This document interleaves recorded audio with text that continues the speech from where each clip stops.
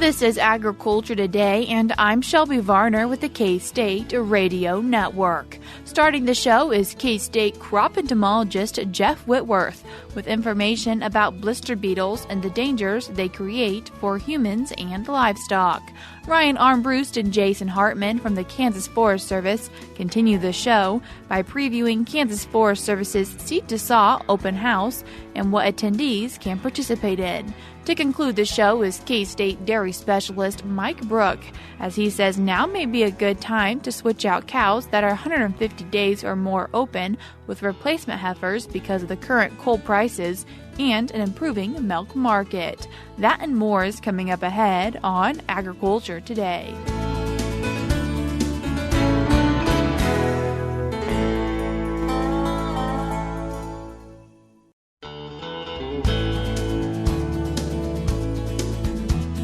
You're tuned in to Agriculture Today, and we start our Tuesday show with a discussion about blister beetles. And then to talk about it, we have K-State crop entomologist Jeff Whitworth. Jeff, thanks for joining us today. Sure, my pleasure, anytime. So talking about blister beetles, first off, what do they look like? Well, blister beetles in Kansas, there are many different species of blister beetles, and there are many different shapes, sizes, and colors.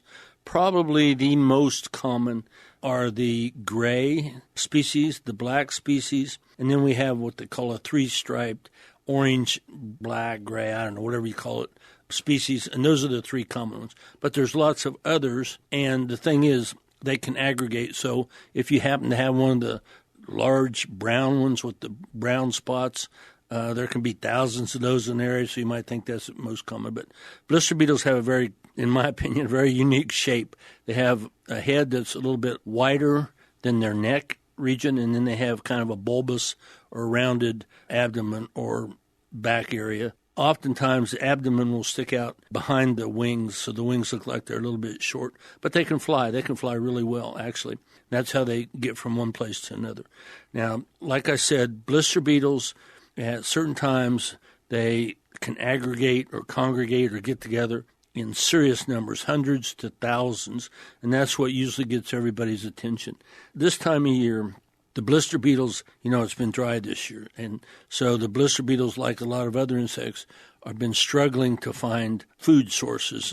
They like succulent green tissue like most insects that eat plants, and the main blister beetles we have right now that are causing a lot of concern or getting a lot of attention are the black ones and the gray ones. And these are because they're feeding right now on pigweed or buffalo burrs. These are the weeds beside the fields. They feed on broadleaves. They can be a real pain in a garden because they'll feed on tomatoes and potatoes in a garden. But agriculturally is really what we're worried about mostly. They don't really get into the sorghum field or the corn field, but they will feed on the edges in vast numbers on the pigweed or whatever weeds growing out there. And that's what gets everybody's concern. The thing about blister beetles, there's two areas I think are interesting about blister beetles. Number one, they produce cantharidin. Cantharidin is the characteristic chemical compound produced by the family of blister beetles. All blister beetles produce this fluid, liquid substance, and it oozes out between their abdominals area. And if it gets on your skin, it causes instant blistering. I've had it on my skin several times. I've had students get it on their skin. I know of nobody that's resistant to it or immune to it. Just as soon as they land, as soon as that liquid that's oozing out, as soon as that touches you, it just causes a blister, which hurts, and then the beetle will take off. If it doesn't, you don't want to squish it. Your first reaction, and I saw one of our students do this one time, the first reaction when something bites, stings, is to smash it. Don't do that, because you smash it, you get that a lot more of that fluid on your body, and it really does sting, causes a watery blister, and the blister will last for several days. So just be cautious. So that's one of the problems with humans and blister beetles. I say avoid blister beetles at all costs. The second problem may be a little more scary aspect of the cantharidin, or that toxic substances. If horses, goats, sheep, cattle, if they're munching around and they happen to eat a blister beetle that has the cantharidin, that cantharidin causes a serious reaction internally to that animal. Every animal's a little bit different. It's just like us. You know, when you get a bee sting, and some people it just goes, ouch. Some people, they go into anaphylactic shock and fall down. And it's the same with cantharidin and blister beetles. Every animal reacts a little bit differently. But if a horse or a cow takes in too many of these blister beetles, they get too much cantharidin, it really causes a serious reaction. I've seen it mostly in horses where we get calls because a lot of times people are feeding hay, alfalfa hay or something to horses, and they'll include some blister beetle bodies in that hay. And it's not just the live blister beetle, it's the blister beetle body still contains the cantharidin until it's dry and completely dissipated. They can still cause problems. And generally it's the horses because individual horses are generally considered higher dollar. And therefore, if somebody has a horse that ingests blister beetles, they go back and try and find the source. Usually the person that provided the hay, and that brings up another question. Every year I get calls, can you certify hay as being blister beetle free if you're going to feed it to your cattle or your high dollar goats or your thoroughbred horses? You can, but from a biological standpoint, you can't guarantee that it's going to be, free blister beetles. Early on, the blister beetle, the life cycle of the blister beetle, they overwinter generally as young in the soil. But occasionally, some of them will overwinter as adults under rocks, logs, leaf litters, places like that. So they can come out early and get in the alfalfa. As that alfalfa starts to green up in the spring, the adults will move to that, and they'll start feeding on that. So if you happen to swath your alfalfa or pick it up for hay, you can have a few bodies in early, and the same thing late. Right now, the adults are feeding a lot on any broadleaf, mainly, like I said, pigweeds and buffalo burr and that kind of plant material. But they can be in alfalfa and they can be in soybeans. So if you harvest your alfalfa for one last time in the next 2 or 3 weeks, you can pick up some blister beetles. So generally the first and the last cutting have a better chance of being blister beetle free, but none can. I would never certify blister beetle free hay at any time of the year, but that's just me. From a biological standpoint, that's the way it is. So right now, the blister beetles are feeding. They're laying eggs. Those eggs hatch. One of the keys to blister beetles, wherever you have a big aggregation or congregation or a bunch of grasshoppers, that's probably where you're going to find blister beetles, because blister beetle young, they'll feed and destroy grasshopper eggs. So that's the second part of the blister beetle that I think is kind of unique. They produce cantharidin, which can be a toxin to humans and animals if ingested, but also they can be a beneficial insect because they actually destroy grasshopper eggs to kill them. Jeff, how should people, if they should, control blister beetles? Yes, that's a good question. Early on and in crops, in soybeans and alfalfa, we don't recommend treating them just because the insecticides will kill them. We've done some trials, and blister beetles are not that difficult to control with proper registered insecticides. But when you do that, you kill them, and those bodies drop down into the canopy or down into the crop. And so then if you pick it up later on, you can put it in a barn and feed it out, and that cantharidin can still be there. They've done several studies on how long cantharidin lasts. Cantharidin lasts quite a while if it's inside, in the shade, in a controlled temperature. If it's out in the sunshine, outside, it lasts a couple of weeks, that's it. But inside, if you swath it, you pick it up in hay, and you put it in a shed, it can last for a month or more. So you got to be careful there. The best way, like I said, they're easy to kill if they're on the weeds outside a corral or your pasture or outside your crop, and you want to get rid of them. You can, like I said, there are several insecticides work really well. You can generally just spray that little area where they're congregating in, and that'll take care of them. And it'll probably also take care of the grasshoppers. But just remember, when you do that, those bodies will be on the ground, so if an animal comes through there and happens to feed on them, they can pick up that cantharidin, especially when there's a whole bunch of dead ones together in some grass. It can be pretty hazardous to some animals, but they're not that difficult to control. It's just whether you want to or not. They're on weeds and they're not going to bother anything. I just really recommend leaving them because, like I said, the young actually destroy grasshopper eggs in the fall. The grasshoppers are now laying eggs, have been laying eggs for the last month or two, and will continue that, although less and less as we get into the fall. But that way you'll have an easy time of finding the grasshoppers wherever the blister beetles are congregating now. You'll know for next year there's probably quite a few eggs in the soil. So next year you'll watch that place early on for grasshoppers. And Jeff, while you're here, you want to remind producers of just one quick thing as it comes to volunteer wheat. Yes, some of the questions I've been getting is, it's really dry. It has been really dry. A lot of the producers are wondering if they use treated seed for wheat. We don't often do that, but it's available. Insecticides and fungicides. I'm just talking insecticides now. If you use an insecticide on your wheat, you're going to have that insecticide protect that wheat for 21 days, 21 to 28 days.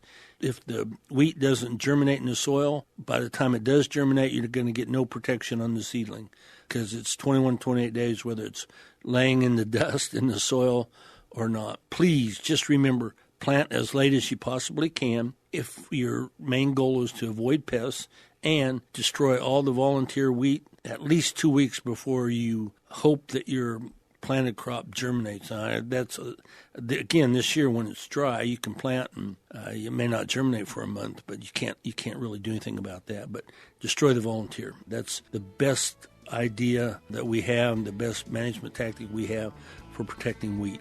That was K-State crop entomologist Jeff Whitworth. We're cutting to a short break now on Agriculture Today, but we'll be back with more ahead.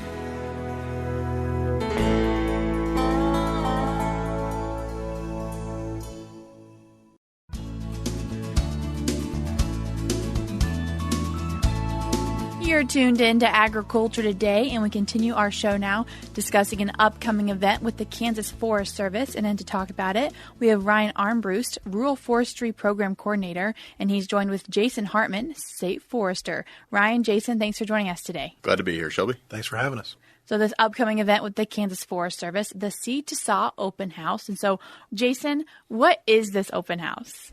Well, what we're going for is just to highlight a lot of different areas of forestry here in Kansas at one time, one place. So just people can come to our state office there on 2610 Claflin in Manhattan and see different demonstrations, different informational. Partners will be there with their information. We'll have some tours and some activities that people can watch and see what's going on with forestry everywhere from when the seed's planted in the ground till we make a product out of it at the sawmill. Walking through a bunch of those different topics that are going to be covered that day. First is identifying and selecting trees.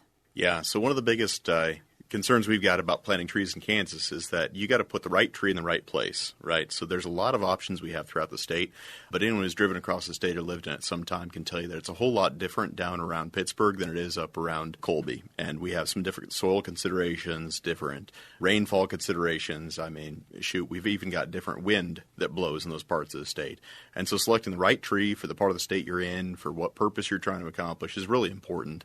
And it's sort of a pet project of mine over the years because I'm a self-admitted tree nerd. But we've planted a whole lot of different kinds of trees there in our arboretum on the state office property. And it's a great opportunity to see a whole lot of different options and what they look like before you maybe go to your local nursery or garden center and select a tree for your own yard. The next topic you guys are covering is tree maintenance. Yeah, so care and feeding of a tree, so to speak, doesn't stop once you put it in the ground, of course. Once you get that tree, green side up and roots in the soil, there's a whole lot of other stuff that we really need to consider if you're going to be successful. Everything from watering, which is the first thing a lot of people bring to mind, especially in a time of drought like we are in a lot of parts of the state, but also, mulching, weed suppression, structural pruning. It'd be nice to just put a tree in the ground and let it go and know that it's going to look great forever and never be prone to storm damage, because it occasionally does storm here in Kansas. I'm sure you've seen that. But, there's things we can do to maintain those trees to ensure that they're in our landscape, functioning out there in that system for as long as possible and as healthy as possible. And some of that is pruning, some of it is watering, weed control maintenance, and it's not always obvious from looking just at a publication, however great those publications are. So we're going to have some hands-on, opportunities for people to take a look and see what we're talking about, bring that practice right there to people. That tree maintenance program is happening at 10 a.m. and also at 10 a.m. is the Historic State Office Tour. Jason, could you tell us a little bit more about that? So the building is named after longtime state forester Harold Gallagher. And also unique to the office is it highlights a lot of the different species of native Kansas wood that can be utilized to make beautiful products, as every wall in the office is paneled with a native Kansas hardwood. And it's really something to see. Woods you wouldn't really think of as being a beautiful product, that once you see it, and you can see they really do have a lot of good characteristics that are appealing to the eye and functional as well. After 10 a.m. program is the 11 a.m. program, and at that time, one of them being hazard tree removal. We love our trees in our towns and cities and parks, but as with any, whether it's out in the natural setting of the forest or in a town, trees do have a lifespan. And so to protect citizens, property, sometimes the best thing is that they are removed. So it'll be a demonstration of how that's done in an urban setting. Out in our forests, we can do it a little bit different when a tree needs to be removed. Still take care, but not have to be quite as careful. But the process for taking one down in that urban setting it's quite interesting, and it'll be very interesting to watch how that's done. And there's lots of different methods. The method we'll be using on that day is where it's actually using ropes and pulleys to climb up into the tree to take it down piece by piece by a certified arborist. So just taking the time to show a lot of safe ways of caring for their trees around their property and in their community. Yeah, I think there's also a really great opportunity to learn what a hazard tree is. And that is really a technical term the way we use it. And we've got a few members of our staff that are really qualified, literally qualified to make that. They're TRAQ, TRAQ, tree risk assessment qualified. And there's a process that you go through to help understand what's the likelihood of failure, what's the likelihood of that tree, if it does fail, to cause certain types of harm if there's targets. So I think it'll be a really good opportunity to say, not all trees that have a dead branch in them are a hazard tree, and not all trees that don't have any dead branches are not hazard trees. So I think it'll be pretty interesting to sort of walk through that process and learn about different species and how different tree defects can cause different species to be more or less potentially hazardous. And the next one to round out that day is the sawmill demonstration. We actually have with the Kansas Forest Service, one of our foresters is dedicated to working with a lot of the sawmills around the state. And one way he does that is he has a portable sawmill, which he'll have on site, and just demonstrate. So kind of going the full circle, everything from the seed to when it's being utilized in the landscape or the forest to how you get a product at the end. And he'll just be demonstrating. He'll take one of the logs that was actually cut right there on the property, and he'll be demonstrating how to go through and remove the bark and then get boards of the dimensions that you want to get the best board out of the log. And that'll be just demonstrated right there as one of the last things of the open house. People might not always think about forest when they think about Kansas. However, just really trying to help people take care of their trees. Yeah, and people might not think of forest land in Kansas, but that doesn't mean our forest land that we do have isn't valuable, right? And we've got everything from, what you might think of as a typical forest stand in parts of the eastern part of the state to riparian forests along streams throughout the state and every county, including windbreaks and shelter belts and other, sort of working trees, again, in every county in the state. So all told, we have about 4.5 million acres of forest land in Kansas, including in about every community anyone lives in. So I think this is relevant to anyone, no matter where you are. And obviously, it may be a bit of a drive if you're coming up from Liberal all the way to Manhattan, but we do hope to have some of these field days, in other locations in the state in future years. This is also really meant to be a family event, and so there are other activities that will be going on throughout the day. First one you got to mention, of course, is Smokey Bear is going to be there. Kids love Smokey Bear. Getting his autograph, get your picture taken with Smokey. Definitely come down just for that so you can high-five Smokey. But there's plenty of other cool stuff we've got going on, too. There'll be a coloring station for the kids to take advantage of. Maybe while mom and dad are looking at the woods inside the office tour, the kids can do the coloring station. They definitely can walk along and see any of the other events for sure. I think a sawmill would take the interest of children as well as adults, or the young at heart and as well. So I think there's a lot of opportunities for all ages for sure. Ryan, you mentioned Smokey Bear. Are there any other fun activities that kids could be looking forward to? Oh, absolutely. And I can tell you for certain my own kids, they will be there for that water table. It's a great way you can see how streams work in Kansas, going through the landscape. But it's really fun for kids to stick their hands in there, move the stuff around, see how the water flows across that water table. My kids also love the tree nursery we've got there and the greenhouse. Kids love baby trees and seeing how they go from a seed all the way up into a little seedling that we send out across the state to people who need them. So that's going to be a great opportunity for kids to get engaged, get their hands dirty, and check out what it looks like to grow trees. Did the Kansas Forest Service partner with anyone to kind of help make this happen and make this such an educational experience? Absolutely. Like all of our work, we have to have our partners to make it a success. And several partners will have booths there to demonstrate their contributions to conservation in Kansas with activities for young and old alike. We also partnered with our extension partners to bring a story walk to another thing that'll be good for the kids, and they'll enjoy that. And a part of a property, they can actually walk through the trees and live a story as they do it. And after kind of the open house portion of it, there are going to be a few forestry tours. And so who are those forestry tours geared towards? Yes, the forestry tours are sort of a tag-on second phase of this event or second segment. We are going to have a food truck on site, so anybody who wants to show up for the open house can grab some lunch from the food truck before they go on those forestry tours. There is no charge for the open house, of course. You can just show up for that. For the tour portion in the afternoon, there is a registration fee that helps us recoup the cost of having some buses and transportation and things like that. But we're going to see a bunch of really interesting sites, I think, on the sort of the west side of Manhattan. There'll be 3 different stops, and we're going to focus on a little bit of a different aspect of what we do and who our partners are. One of the stops will be with right in Manhattan, Annenberg Park. It's familiar to a lot of people from the Manhattan area, but if you're coming from out of town, it's a nice spot on the west side of Manhattan. And there we'll be looking at some work that's been done to lessen invasive species impacts to the park setting, as well as just some general work that's going to be talked about for how to maintain a healthy and vibrant urban forest. And then we'll go from there and work with our partners at Fort Riley as they demonstrate how they've established fire breaks that allow them to use prescribed fire in a way that is also responsible to their neighbors. They keep the fire on their side where they're using it as a valuable tool, but their neighbors, in this case the Kansas Veterans Cemetery, are not impacted by that. And I'll say I'm pretty excited about that one just because there's not that many opportunities to see the great work that Fort Riley is doing, given that it is an active military installation. And this is a really nice, unique opportunity to see some of that work that they are doing without having to go through the rigmarole of getting on post. And after we visit there, we're going to go just down the road to visit some wonderful local landowners who've been working with us and Wildlife and Parks and other folks for a few years. And we're going to see all kinds of great stuff there, from some native timber stand improvement in their native woods to a really nice tree planting they've done with really excellent maintenance to a long planting of shrubs that supports a whole bunch of wildlife, some pollinator habitat, just a lot of really neat stuff. So some really engaged, just really wonderful landowners. So don't miss that. If people are wanting to find out more information about this event, where can they do that? You can go right to our website, kansasforests.org, and you can click the events page, but there's probably just a nice big banner right at the top of our homepage as well that you'll be able to see some more information about the Seed to Saw open house and field tours. That was Kansas Forest Service Rural Forestry Program Coordinator Ryan Armburst and State Forester Jason Hartman. I will link the resources that they mentioned in today's show notes, which you can find on agtoday.net. We're cutting to a short break now on Agriculture Today, but we'll be back with more ahead.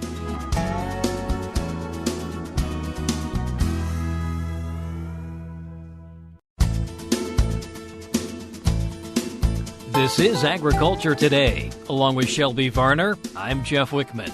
We end today's program with this week's milk lines. K-State dairy specialist Mike Brouk says animals that are 150 days or more open are costing producers anywhere from $3 to $5 per day. With coal prices where they currently are and milk prices improving, he says replacing open cows with heifers is something to consider. Today I'd like to visit with our Kansas dairy producers concerning some thoughts on how we might be able to increase our milk margins as we move through the next 12 months. Many of you, as we come out of summer, you start looking at your breeding records over the summer and you realize that, we didn't get as many animals pregnant as what we would have liked to. So a key factor you need to consider is, what is the average days open in your herd today? We'd really like to see these cows pregnant by about 90 days in milk, but we all know that doesn't happen all the time. We get some animals pregnant early, but we wait on some others. And, when you look at what average days open look like for your dairy herd, a lot of times I would tell you, 120, 130 days. If we could be in that range for average days open across our herd, that'd be a really, really good number. However, as you look at your records today, you may discover your average days open is like 150, 170, maybe 180. Hopefully we're not above 180, but I know in some cases that may be the case. So what do you do about it now?